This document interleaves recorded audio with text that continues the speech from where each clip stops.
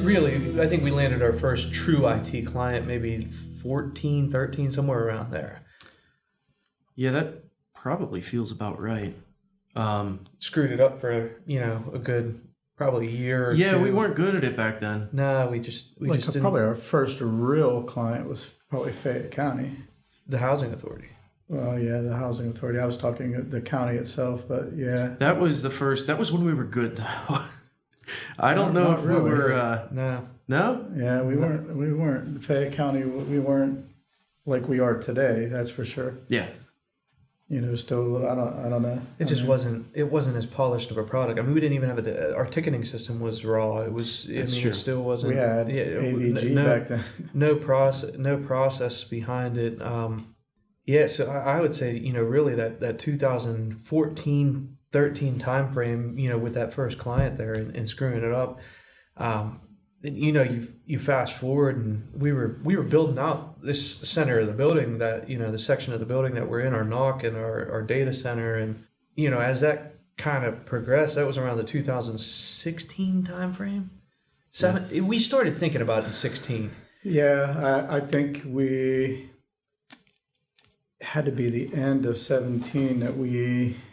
This thing was almost live then. Yeah, that's what I mean. The end we of went 17. live, end of 17. We had, like I said, it was AVG at the time. That was our RMM tool. Right. That's really essentially all we had with AVG antivirus. Like that was our stack. What's the big difference between then and now? I mean, I know the answer, but I just want to hear you talk about it. We moved in here in 17.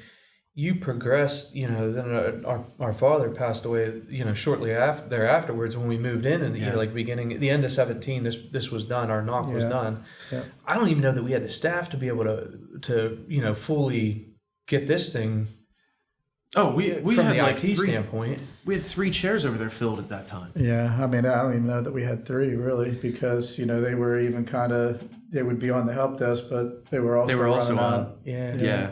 Running out on site, and you pick up a client here and there, and the people that believed in us in that first. But I mean, they've been clients for a long time, and I guess that goes to show what we've created with this business and Ford Business Machines at the time. It wasn't even Ford Office Technologies, and they're trusting in us to pick them up as a client and work exactly on their right. network. Yeah. So when we weren't good at it, but they're trusting us to make it right. was. Yeah, and that's one of our core values. Always deliver. We made it happen. And when you look at that time frame through that 18, you're right. We were on AVG, and it was just like you start picking up. You start talking about it more. We didn't even know what we were really talking about with the IT space. Yeah. And then it just kept progressing, and we would learn a little bit more and invest in the people. I mean, the people are the thing that make this thing happen. We got some talent. Yeah, some real talent. I mean, like just that short amount of time in that transition, It's not that many years, especially with the pandemic, which felt like it shortened the whole. Yeah, I mean, it was essentially like us 3, and where are we at now? 35, 36 on the IT team. Yeah. We had a stack of AVG, antivirus, and RMM. That was our stack. To now, you have a cybersecurity awareness training program. You got EDR, 2FA, SIMS, advanced email protection, things that I didn't even acronyms that I didn't know 5 what years it ago, meant or 7 that they years ago. existed. Right, exactly. Yep. Now it's like just our everyday stack, and it's unreal, the transformation in that. Talking about our timeline, just that little blip on that timeline. It's unreal. Yeah, but I mean, so you extrapolate that.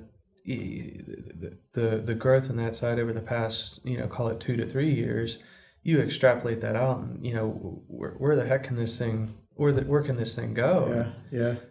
It's talking about the last 2 or 3 years. I mean, we've essentially doubled in size on that side. Yeah. Year over year. Year over year, Yeah. and even cut that growth in half. I mean, you're looking at another 3-4 years of, we are the managed IT provider in this space, in this market. Yeah, no doubt. Yeah, no doubt. In a complete solution, not just right. Yeah, that's something I think in the future we have Ed, and I know you're working on it a little bit too, but that office in the box solution, I think that's going to be a great fit for a lot of the clients with one machine, 10 users. It's just that one per user price, and that's the office in the box. It includes your copier, the service, the IT, your security. Well, listen, our customers know what they do well, right? Right. Why do they have to deal with 10 different vendors on the backside to try to make that all work? Right. Yeah. And, and it's, just in that space, talking about the office in the box, we evolved from, just the basic help desk stuff to, we made that when we were building this out, in 16, 17, some of the questions we asked ourselves, do we want to outsource our help desk? Do we want to outsource that? Right. Yeah. We decided to bring that all in-house and keep it in-house. Right. And, we built our data center. Everything's here. It's on-site. When I'm speaking to clients, the one thing that they always ask me is your help desk local, right? Yeah. Is it in the States, is what they say. And I'm like, it's in Connellsville, right? Come down and meet. I say that all the time. Come down and meet the team. Like, do you want to shake the hands of the guys that are going to be working on your devices, you want to meet Seneca? Come on down. I'll introduce you. It is. We made that decision. But, so I guess from, that point where, there was one or two people and our stack consisted of one thing to, it's just what there's nothing we can't do. We have our cloud hosting. We're hosting servers here.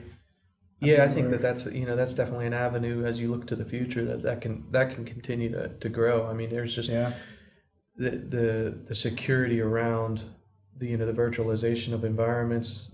Taking their servers off site and us hosting that kind of stuff. I think that's got to continue to happen. It's just not. It's got to be a focus. It doesn't make sense for a small to medium-sized business to be able to, maintain that. Yeah. I mean, it's just, the hardware costs, it's pre-2020, pre-coronavirus 2020, maybe it made sense. You're picking up an average server for, $5,000.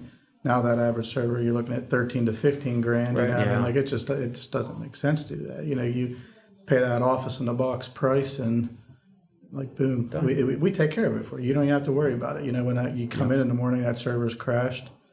It just doesn't make sense anymore. Yeah. Jonathan, one thing you touched on, core values. We changed those this year. We did. Yeah. So from being plaid, now we have a whole new set of core values. What was behind that?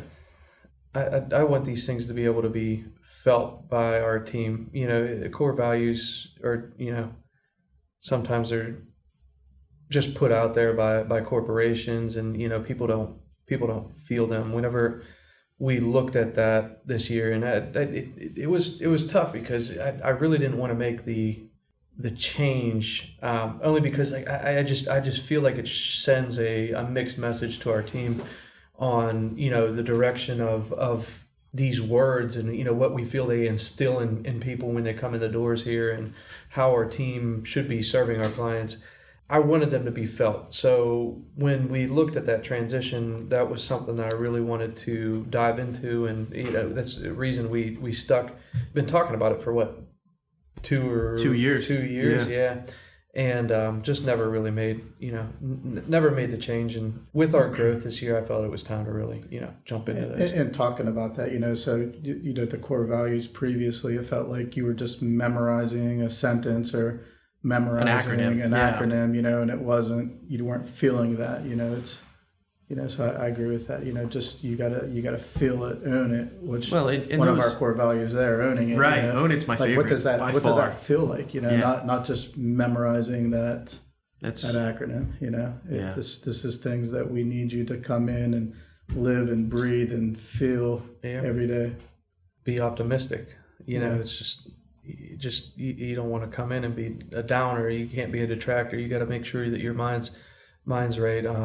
Continually growing, is another one. It's just don't stop. Don't stop developing. Don't stop. We just, one of these previous episodes, or we were just talking about the growth of the company, and so you look at our history, and you want these core values to surround that and encompass that of what we were just never stop growing. Personally and in your relationships and professionally, getting better, even on the sales side, getting a better cold call script, right? Building on that, learning what works and what doesn't. Yeah, absolutely. Yeah. So as far as the industry goes, what big changes do you think's coming around the corner, guys? On the copier side, I think you're going to continue to see consolidation, acquisition. You're going to have larger regional, the kind of that small players going to be gobbled up. Well, even on the equipment, you're seeing people do, a lot more with a lot less, right? Yeah. The 35 page per minute is robust for an office now, where it used to take a 60 or 80, but. And potentially manufacturer consolidation. I don't know. How do you feel about that? I don't think it's going to happen as quick as we think it is. I agree. I think it probably has to happen. You're starting to see it with this, Toshiba Ricoh partnership. That's the legacy portion of our business is, in that space. But I would have figured you would have saw a lot more consolidation already, but it just for some reason hasn't happened as quick as I would have thought. Yeah. I think it's got to continue to evolve. A lot of these, legacy manufacturers, and we represent a handful of them: Canon, Ricoh, Konica Minolta. I mean, they make a lot of them don't manufacture their own printer line, and if anything, our business has shifted a lot during COVID because the amount of pages printed per device has gone way down. So you don't need a big, when you even said a 30 page per minute, that's a floor console unit. And if you need 1 or 2 pages printed out, you don't need that. You just don't need it. So it's wild because our industry has typically made money off of the aftermarket or the service portion on printing a page. And I think you're going to see more of these providers go into a smaller type unit that fits the client's needs more, that has more out of the box features. Be able to print from your phone, be able to do a lot of that kind of stuff. Scan a Word, scan a PDF, searchable stuff, right. And you're going to move to more of a flat rate management of that from providers like us. So, the unit cost might go down dramatically, but then you're going to have a flat rate service, like almost like your Netflix subscription to where it's, somewhere around 20 to $30 a month. And, just do what you want. It's not going to be, I need to know how many pages you printed every month. I need to, I just think that legacy part of our business is going to continue to shift with the rise of the services. The Microsoft portfolio of products has evolved the office place. And talking about the changes that COVID did to, our legacy business in the copier space, it's going to continue to drive and evolve, that side of the business. And I just don't see the pages ever coming back to, pre-COVID levels. No, I don't think they ever will. Yeah. I mean, even prior to COVID, there was a decline, and I think COVID just, hit that accelerator pedal. So 2008 did it to our industry a little bit as well. I mean, we were going... Financial crisis, yep. It did. It was, the pages printed have been declining. You take those couple odd years out of it, COVID and then the financial boom, in 2007 and 8. Our legacy industry, the copy or print industry, has been declining 3% per year for the past, call it 15, 20 years. And you add those two in, I mean, it dropped close to, I'd say about 7-8% during those 2007 and 8. And during COVID, at least here, I'm hearing different areas, New York City, Chicago, LA got hit worse than where we did. Than we did here in, the Pittsburgh marketplace and in through Ohio. But I'm hearing numbers, almost close to 20% in some of these areas. Wow. And, our numbers right around 12%, 11, 12%. it's It's impactful. You got to work a lot on the other end to make up for that revenue. no doubt, I mean, because what are we going to do? We have more machines in field. Our clients can't suffer from, Right. That experience standpoint. When they need the stuff working, we need to make sure that we're delivering. So you can't just cut personnel and expect, the same experience to happen. No, not at all. Right. So, you just got to get better. You got to push back on these manufacturers, and, they got to provide a product that we can sell and still make margin on, because if we're not making margin, it's just not going to work, right? I mean, they're going to go to another provider, somewhere else and get an inferior product, so that you just got to make sure that you're, good stewards of, the resources coming in. And in this case, it's, it's revenue. Yeah. Yeah. Yep. And our transitioning into the managed services as well. That that's definitely the future, not only of our organization, but just any organization. The Right. cybersecurity landscape. I mean, you hear local government here in southwestern Pennsylvania just got hit.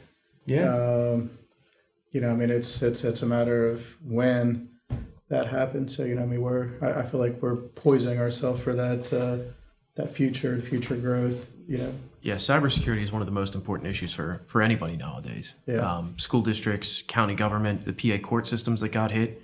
Yeah. You can't even produce a warrant. Like it's not It's not acceptable. good. It's not right. good. Yeah. Yeah.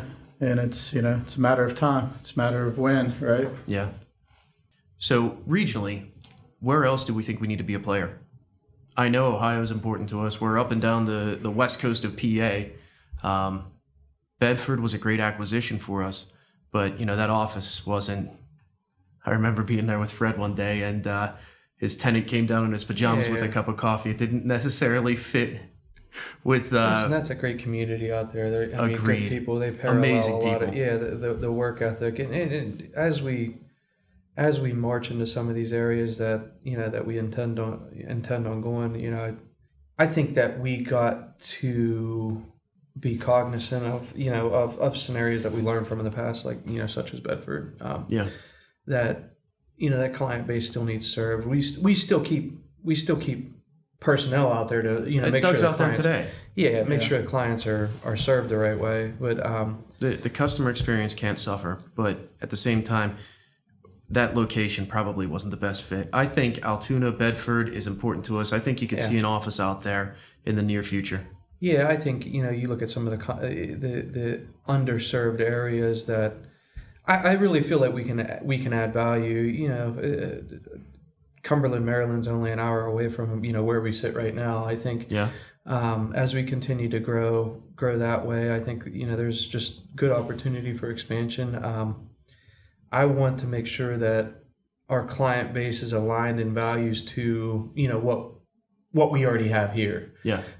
We grew this thing by serving the clients in the outskirts of the big cities, the way that a big city provider could provide service. So we've been very successful in that, and Erie's been tremendous for us. We have to continue to grow in those areas. I agree. Like that, yeah. Some of my favorite people are in Erie. Some of my favorite people are in Bedford. The chamber out there does a heck of a job with their golf outing and everything else. Yeah, you go there and pass out cigars? I do, yeah. Yeah, that's good. That's what we're missing here. You were just up in Erie yesterday, right? I was in Erie yesterday, yep. I was in Ohio twice last week. So, yeah, it's lots of miles on the car. That's happening quick. Yeah, it's good. Now, like you said, that client experience is the most important thing. Really, No I doubt. mean, an hour and a half, 2 hours outside of an office is when we start to look for another location. Correct. Yeah. As we continue to keep expanding, I could see us having an office in Morgantown in relatively short order. We've created some very good partnerships with key clients that we've worked with down there so far, and I could see that West Virginia marketplace really opening up. Continue expansion in through Ohio. We're obviously putting a flag in the ground up in Youngstown with this office being open. Yeah. Just continue to grow the market share there.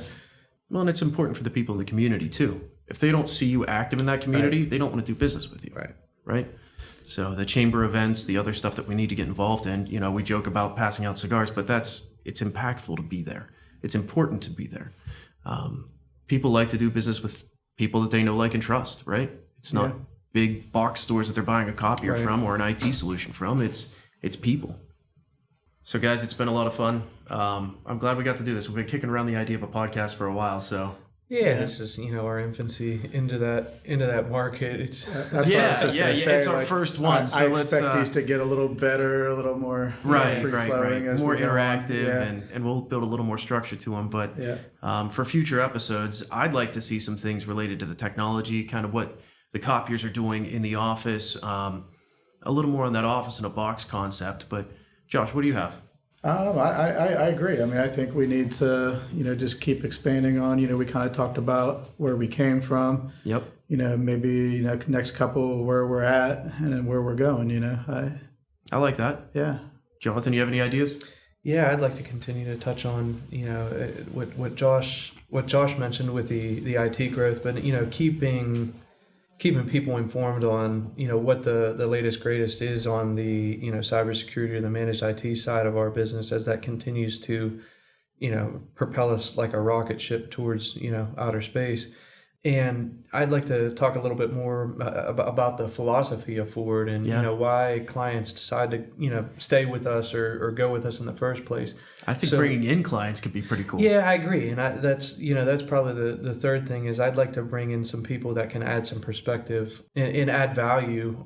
Obviously, we got a lot of people listening here. We want to make sure that we're adding value to the content that we're providing. Into their day, right? Exactly right. So just different points of view by bringing in different people from time to time.